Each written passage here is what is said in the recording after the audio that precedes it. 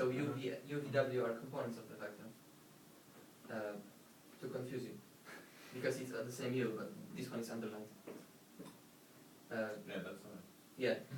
So I'm just thinking about collective way in which this parameter changes as you go along the fluid. And the f dt is an additional term which tells you whether this parameter is constant or it changes in time at all, or it doesn't change in time. So the advective derivative, these capital D things. Yeah. It's a sort of way of encapsulating all the ways in which the scalar Lorentzian Yes. changes. Yes. Time and space. But Yes. Any scalar that you can define in a fluid. It's quite a general approach. And also, if you're going to write a continuity equation, then this would also have a capital D, because the small d doesn't involve everything. Right. As far as I remember, there was some divergence of u plus du dt equals naught or something like that, or equals some flux if it's non-zero, which expresses a continuity of any mathematical parameter u. But because this involves both that and that, you can write in total that d big D dt equals j, which is the shortest way of writing the continuity equation. Continuity of anything. So the rate at which something goes out of a sink plus the rate of change of the way in which goes out of the sink must equal the flux of anything that goes through your surface. It is like an intuitive way of thinking about gradient fields. When you have a surface which well, just the divergence theorem. Yeah, it is just the divergence theorem written in this way. Okay. So this actually connects nicely to the divergence theorem. Why do you say this left hand side of continuity equation is d big du by big dt? Why? Do you say Because this is exactly the same as you normally write in the continuity equation. But dv is equal to u dot grad dot u dot del. Oh, it doesn't really matter. I mean, I wrote it as that, but it can be proven that So it's the same. that this simplifies to the continuity equation. I just don't have my notes with me and I don't remember them. Because the exact Like derivation. a really dumb question about maths. If you Yeah. write u dot del, Yeah. is that the same as del dot u? Is that a No, it's not. Ah, I've never seen that before.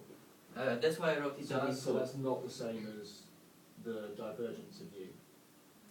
No, because u dot del is u with UVW dotted with the dx, dy, dz.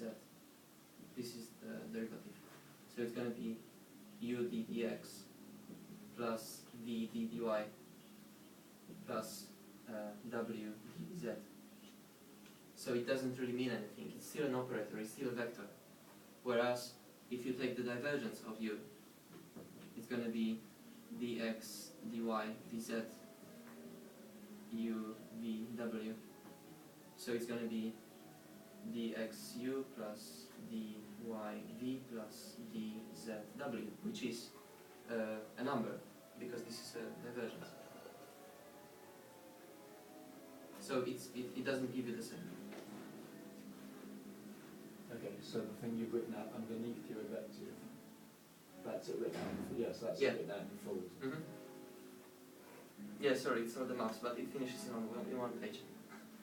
I just wanted to show what is Reynolds number, because I'll be talking about flows in low Reynolds number, so it's better to know what is the Reynolds number at all. Okay. Can I erase the slide? Yeah. Okay.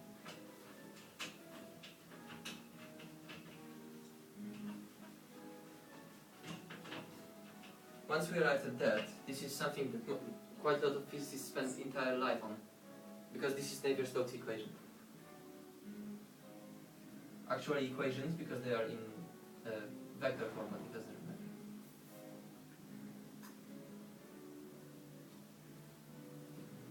And there is no simple solution to that problem, and there is a $1 million prize for proving that. Yeah, this is one of the Clay prizes for proving that there is no closed solution. Krzysztof. We need an analytic solution. The only solutions that I know are for simplified versions of that, not for the full version. So as you see, this is just the Euler term, and this is the viscosity. And it totally keeps you Navier-Stokes. And now we just define the Reynolds number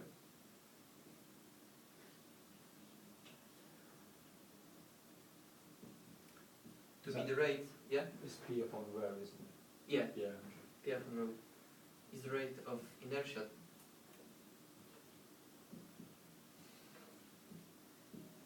to the viscous term.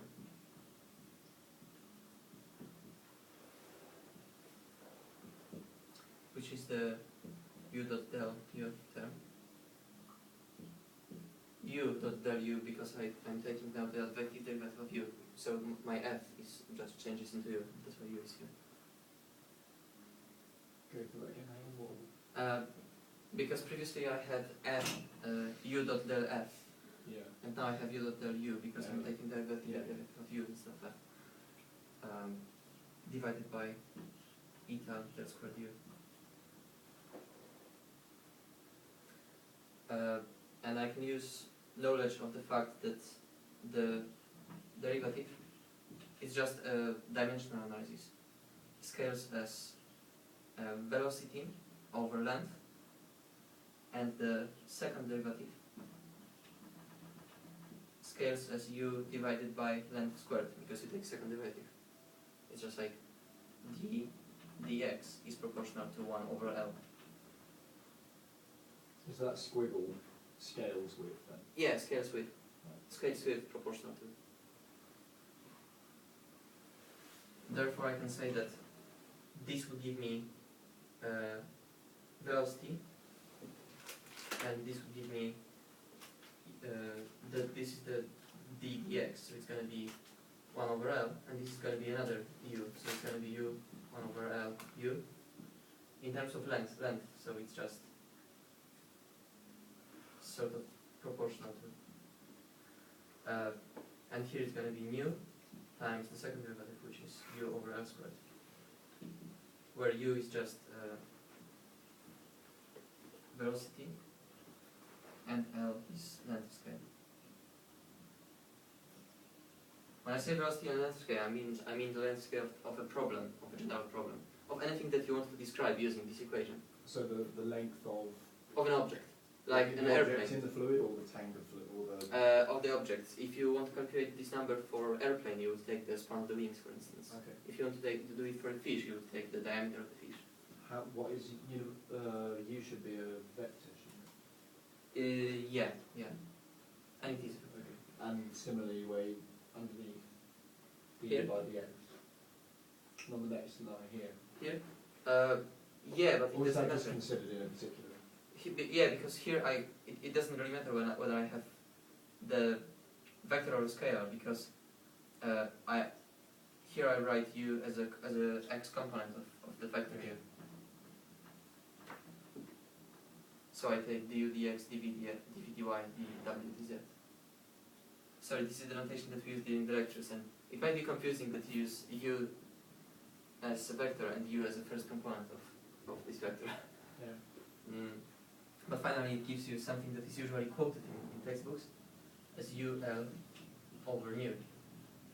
And Purcell also didn't bother to derive it, he just assumed it as obvious in his paper.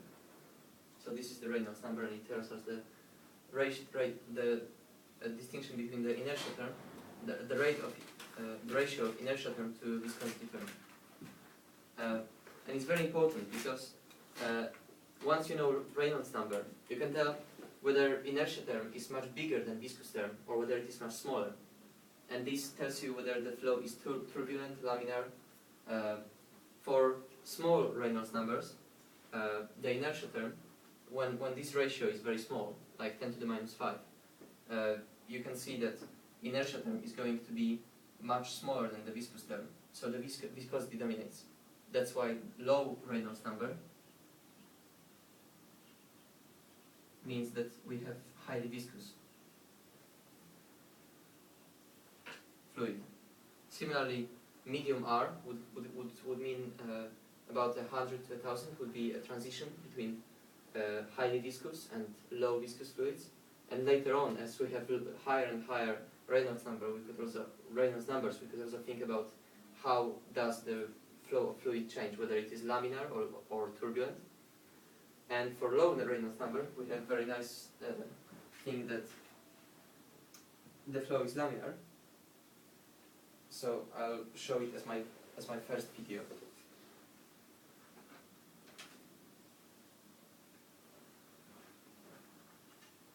As we confine ourselves to the low Reynolds number value, i.e. very high viscosity, we can basically ignore all other terms. We can ignore the inertia term, we can ignore the time derivative. It can be proven also that the time derivative doesn't really matter. So this goes away, and this goes away because it's going to be an equipotential of gravity. So we are left with just the grad of potential and the viscosity. The Reynolds number, is it something that you would define for a particle fluid or for the fish? Say you've got a fish in the ocean. Is it meaningful to speak of having the Reynolds number for the ocean or for the fish? It's for the ocean. Okay. It's for a fish in the ocean. Reynolds number for a fish in the ocean is different than for a fish in the mantle of the earth. Okay, so it's both. So, for instance, because you have mu, which is viscosity of the fluid. So if you have highly viscous fluid, highly viscous fluid, but and small velocity and small length scale of the object, then you're going to have a very high Reynolds number. For instance, in the Earth's mantle, it's going to be very, very low, because in Earth's mantle, I just googled that this nu is about 10 to the 24 pascals times second. Yeah. In these units. Hello?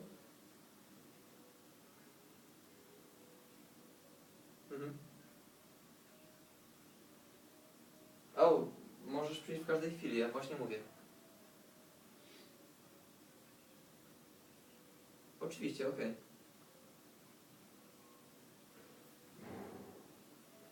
Okay. Okay. One guy who wanted to come and he's late. It's very late. Could you just open him when he calls to open the door downstairs? It's good to come anyway. What is this P in the Euler term? What is what? The P in the Euler term. P, pressure. P, pressure, rho, density. So effectively we are just left with that and that. What else? Oh, I was talking about different Reynolds numbers. So you could have very high viscosity like in Earth's mantle, or you could have huge length scale like an ice field. These fields of ice in Norway or stuff, they move, and you can model them as very highly viscous fluid, which has low Reynolds number. That's why when you have this ice flowing down and you mark it with some poles, after 2 years the poles will have shifted like that, which is the Poisson velocity gradient for a very highly viscous flow. And it is exactly the same way in which, even though this is entirely different scale, the fluid in a small capillary move, which would be highly viscous, it would also have that velocity profile, that it would be dragged by the boundary, so it wouldn't move at the boundary, and its velocity would be maximum.